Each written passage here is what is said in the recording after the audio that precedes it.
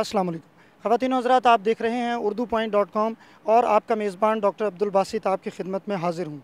पाकिस्तान में गुज़िश्ता 2 दिन से international health conference expo centre Lahore में हो रही है और उस कॉन्फ्रेंस में डॉक्टर्स की तालीम और तरबियत के लिए पैथोलॉजी के सब्जेक्ट पे एक कॉन्फ्रेंस 2 दिन से जारी है। आज उस कॉन्फ्रेंस में पैनल डिस्कशन थी जिसमें हमारी मेडिकल यूनिवर्सिटीज़ के वाइस चांसलर मौजूद थे। हमारे साथ इस वक्त पाकिस्तान की लीडिंग मेडिकल यूनिवर्सिटीज़ के वाइस चांसलर मौजूद हैं। हम उनसे ये जानेंगे कि पैथोलॉजी के सब्जेक्ट में, बेसिक साइंसेस के सब्जेक्ट में हमारे स्टूडेंट्स को, हमारे अंडर ग्रेजुएट्स को और हमारे जो ट्रेनीज़ हैं उनको जो मुश्किलात हैं उनको दूर करने के लिए वो क्या इक़दाम कर रहे हैं। सबसे पहले हमारे साथ मौजूद हैं पाकिस्तान की एक नामवर university King Edward Medical university के vice chancellor professor doctor Khalid Masood Gondal. अस्सलाम वालेकुम सर, मैं आपसे ये पूछना चाहूँगा कि आपकी यूनिवर्सिटी पाकिस्तान की एक बड़ी यूनिवर्सिटी है, बेसिक साइंसेस का सब्जेक्ट हमेशा से इग्नोर होता रहा है, आप उस पर क्या इक़दाम कर रहे हैं? देखिए जी, जब हम किंग एडवर्ड मेडिकल यूनिवर्सिटी के स्टूडेंट थे उस वक्त बेसिक साइंसेज में टीचर्स की कमी नहीं थी। All the department they were headed by the professors. दरमियान में जब एक दिहाई कबल मेडिकल कॉलेजेस ज़्यादा इस्टेब्लिश होने शुरू हुए, ख़ास तौर पे प्राइवेट सेक्टर में, जब 25 से 100 की फिगर एक्सीड की तो जो बेसिक साइंसेज के टीचर हैं इंसेंटिव ज़्यादा होने की वजह से उधर चले गए। लेकिन अब गुज़श्ता 5 सालों से मैं ये समझता हूँ कि गवर्नमेंट पब्लिक सेक्टर में भी इंसेंटिव्स भी हैं और साथ पोस्ट ग्रेजुएट कोर्सेज़ को स्ट्रेंथन कर दिया। तो जहाँ तक किंग एडवर्ड मेडिकल यूनिवर्सिटी का ताल्लुक है, हमारे तमाम basic department they are headed by the professors and majority of them they are PhD.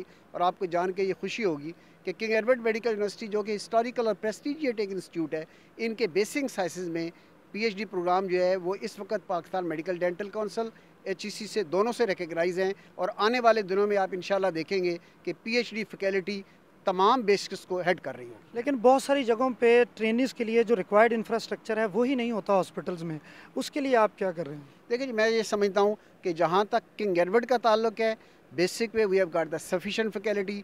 जहाँ तक क्लिनिकल का ताल्लुक है, King Edward is having a maximum number of post graduate program, university के और कॉलेज के प्रोग्राम। और चूँकि अटैच हॉस्पिटल म्यू हॉस्पिटल है जो साउथ एशिया का सबसे पुराना ओल्डेस्ट इंस्टीट्यूशन है, 2400 प्लस बेड की कैपेसिटी के साथ है, तो आई पर्सनली फील कि यहाँ ट्रेनिंग और क्लिनिकल मटेरियल की कोई कमी नहीं है।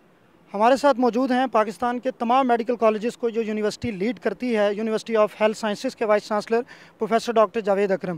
प्रोफेसर, मेरा आपसे सवाल ये है कि हमारे स्टूडेंट्स सिर्फ किताबों की हद तक हैं, रिसर्च का कोई एलिमेंट नहीं है। इस कॉन्फ्रेंस में भी रिसर्च पे बहुत ज़ोर दिया गया, आपकी यूनिवर्सिटी रिसर्च को प्रमोट करने के लिए क्या कर रही है?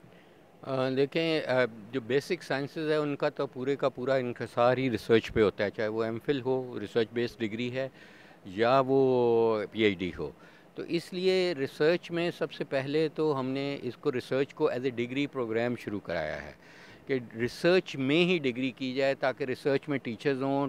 जब तक आप बच्चों को अनेबल नहीं करेंगे कि रिसर्च कैसे करनी है, उनको एम्पावर नहीं करेंगे, उनको बताएंगे नहीं अंडर ग्रेड लेवल पे और पोस्ट ग्रेड लेवल पे, तो उनकी मोटिवेशन नहीं होगी।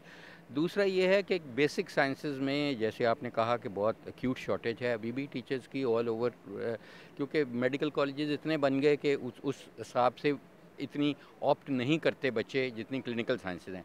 तो इसमें दो एस्पेक्ट्स हैं, एक तो बेसिक साइंसेस को आपको प्रमोट करने के लिए उनको रीन्यूमरेशन ज़्यादा देनी पड़ेगी, बिकॉज मोस्टली इनमें से प्रैक्टिस नहीं करते।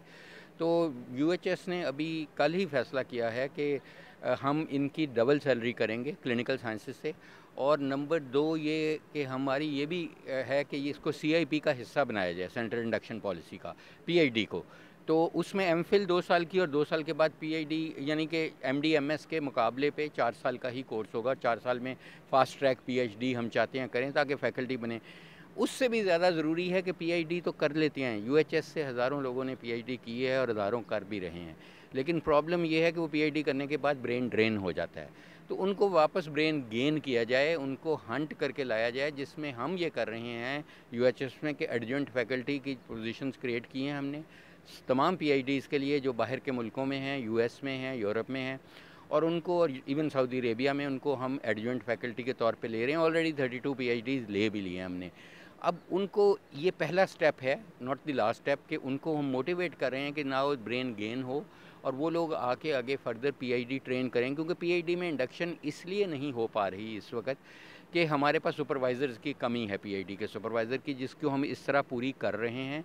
और दूसरा, हम क्लिनिकल साइंसेज में भी पीएचडीज़ हम ऑफ़र अप शुरू कर रहे हैं तकरीबन सारी। तो उससे हमारी जो पीएचडी की स्टूडेंट बॉडी है वो इंशाल्लाह हमारा उम्मीद है कि 10 टाइम्स इंक्रीज़ करेगी, जिसका जो कि यूनिवर्सिटीज़ का एक बहुत इंपॉर्टेंट प्रोग्राम है, क्योंकि यूनिवर्सिटीज़ का काम ही ये है कि रिसर्च और क्रिएटिविटी, और वो रिसर्च इम्तिहान लेना तो 10% 5% से ज़्यादा नहीं काम होना चाहिए एफिलिएशन। मेनली तो क्रिएटिविटी है, वो पेशेंट सेंटर्ड क्रिएटिविटी, कि मरीज़ों का बेहतर से बेहतर इलाज सस्ते दामों कैसे किया जा सकता है। तो that is what the PhDs and research is all. यानी आप टीचर्स के लिए इंसेंटिव्स बढ़ा रहे हैं ताकि वो उसमें आए।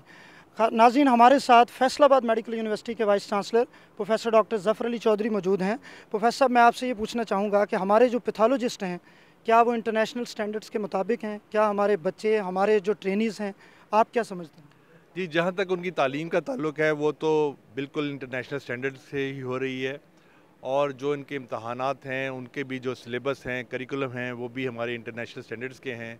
कॉलेज ऑफ फिजिशियन सर्जन्स जो इम्तहान लेता है वो यूके के सारे जो हमारे कॉलेजेस हैं पैथोलॉजिस्ट के, उनके मुताबिक ही वो उनके करिकुलम हैं।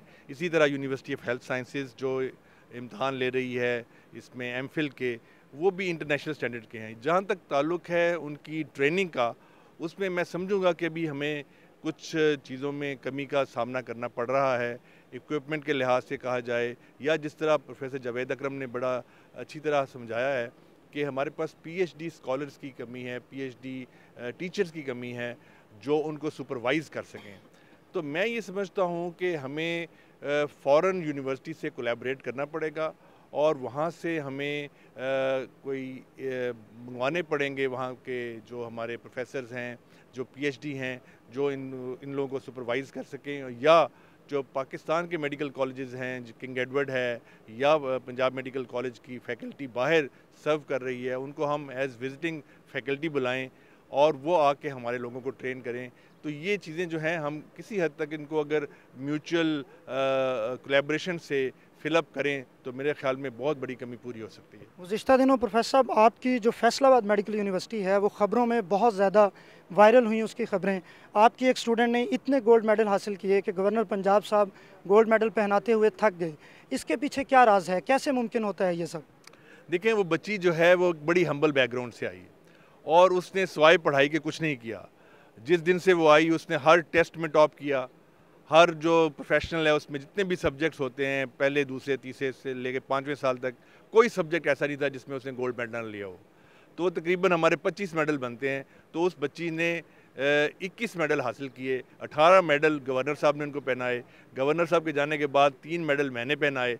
तो इस लिहाज से मैं समझता हूँ कि उस बच्ची का बहुत बड़ा एजाज़ है कि इतने कम वसाइल के बावजूद उस बच्ची ने इतनी मेहनत की है और इतना बड़ा एजाज़ हासिल किया है। ये एजाज़ ना सिर्फ उस बच्ची का है, ये एजाज़ उस अदारे का भी है, फैसलाबाद मेडिकल यूनिवर्सिटी का, जहाँ की फ़ैकल्टी ने और बाकी सपोर्टिंग स्टाफ ने उसको इतना इस काबिल किया कि वो ये एजाज़ हासिल कर सके। और मुझे फ़ख्र है इस बच्ची पे भी और अपनी फैसलाबाद मेडिकल यूनिवर्सिटी पे भी, जहाँ पे ऐसे बच्चे जो हैं वो कामयाब होकर निकल रहे हैं। और यकीनन ये हमारी पूरी कौम के लिए भी एजाज़ है। नाज़रीन, आखिर में मैं इस पैथोलॉजी कॉन्फ्रेंस के जो चीफ़ ऑर्गेनाइज़र थे, जिनकी ज़ेर सरपरस्ती ये कॉन्फ्रेंस हुई, प्रोफेसर डॉक्टर मुलाज़िम हुसैन बुखारी हमारे साथ मौजूद हैं।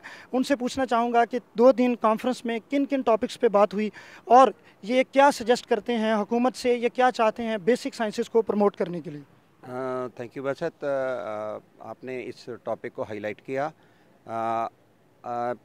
यूनिवर्सिटी ऑफ लाहौर के प्लेटफॉर्म पे हम पिछले 3 यूनिवर्सिटी ऑफ लाहौर के डिपार्टमेंट ऑफ पैथोलॉजी के प्लेटफॉर्म पे पिछले 3 दिनों से हम ये इंटरनेशनल कॉन्फ्रेंस कर रहे हैं। कल जो था वो हमारी प्री कॉन्फ्रेंस वर्कशॉप थी, जिसमें पूरी दुनिया से लोग आए हुए थे, मलेशिया है, अफ़गानिस्तान इसमें। और मेरे ख़्याल में पाकिस्तान का इमेज बेहतर होगा कि जैसे जैसे पाकिस्तान दूसरे शोबों में तरक्की कर रहा है, पाकिस्तान एजुकेशन में और मेडिकल एजुकेशन में। एक बात, आज का जो बेहतरीन प्रोग्राम था वो ये है कि ये 6 वाइस चांसलर्स को मैंने रिक्वेस्ट की कि और जो बेसिक साइंसेस का कहतो रिजाल है, ठीक है, उन कहतो रिजाल के लिए जो कुछ हो रहा है इनकी बहुत मेहरबानी है कि ये आए।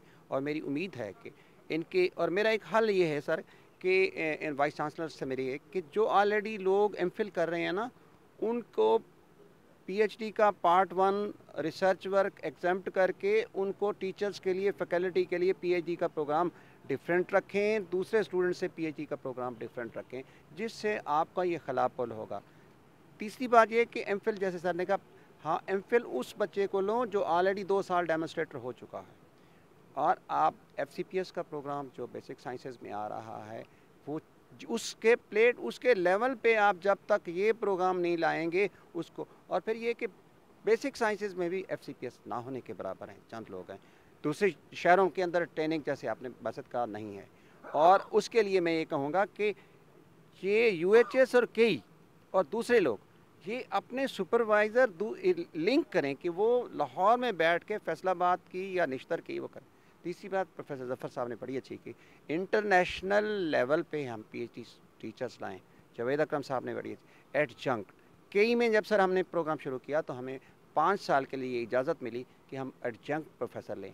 तो इस बेसिक साइंसेज के लिए जो हमने एक उठाया है ये कॉन्फ्रेंस, जो पैथोलॉजी की कॉन्फ्रेंस है, हमने इसको अपनी यूनिवर्सिटी, अब यूनिवर्सिटी ऑफ लाहौर वो वाहिद यूनिवर्सिटी है जो अभी कहा गया यूएचएस के बाद कि इस बेसिक साइंसेज में टीचर प्रोवाइड करने का बहुत बड़ा सेहरा उसके सर है। यानी आपने ये काबिल फ़ख्र, आपकी जो यूनिवर्सिटी ऑफ लाहौर के पैथोलॉजी डिपार्टमेंट से ये कॉन्फ्रेंस हुई।